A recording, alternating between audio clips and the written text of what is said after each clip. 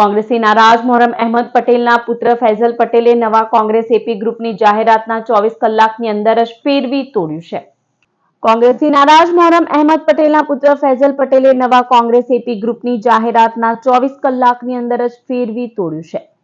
રાજકીય ક્ષેત્રે શનિવારે કોંગ્રેસના દિગ્ગજ નેતા મોહરમ અહેમદ પટેલના પુત્ર ફૈઝલ પટેલની નવા કોંગ્રેસ એપી ગ્રુપની પોસ્ટે ધમાસન મચાવ્યું હતું.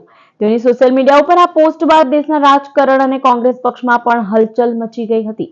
જોકે ભાઈની આ પોસ્ટ સામે અહેમદ પટેલના પુત્રી મુમતાઝ પટેલે તેઓ ભાઈ સાથે સહમત નહીં હોવાનું અને આ તેઓના વ્યક્તિગત વિચાર ગણાવ્યો હતો.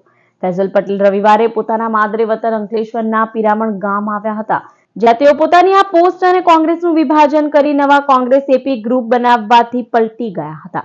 ફૈઝલ પટેલે પોતાને કોંગ્રેસનો એક મામૂલી કાર્યકર ગણાવ્યો હતો અને જે હાઈકમાન્ડ કહેશે તે જ હું કરીશ તેવું પણ નિવેદન જારી કર્યું હતું.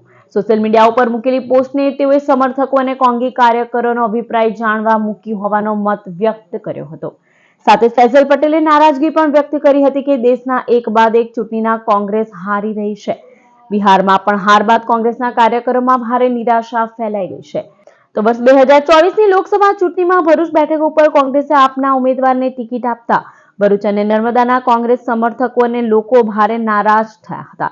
કોંગ્રેસના આવા વલણથી કેટલાય કાર્યકરો પક્ષ સાથે છેડો ફાડી ભાજપ અને આમ આદમી પાર્ટીમાં જોડાઈ ગયા હોવાનો પણ ખેદ વ્યક્ત કર્યો હતો. देखिए, जो नई पार्टी की बात थी, अब हमने डिसाइड किया कि हम नहीं करेंगे, क्योंकि लोगों ने सपोर्ट तो दिखाया, लेकिन फिर भी हमने सोचा कि ये स्प्लिट अच्छी नहीं होगी. मैंने सोचा, मेरी बहन का इससे कुछ मतलब नहीं है, मैंने सोचा ये स्प्लिट नहीं होनी चाहिए. लेकिन मेरे बहुत सपोर्टर्स हैं भरूच डिस्ट्रिक्ट में, उन्होंने मुझे बहुत बोला कि आप अगली दफ़ा ज़रूर लड़े, तो इसलिए हमने ओपिनियन निकाली.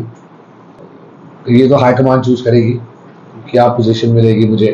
और 24 के बाद आपको जानते हैं कि मेरी नाराज़गी भी बहुत थी कि हमें काम नहीं मिल रहा है और हाईकमान हमें हमारी टिकट उन्होंने दे दी.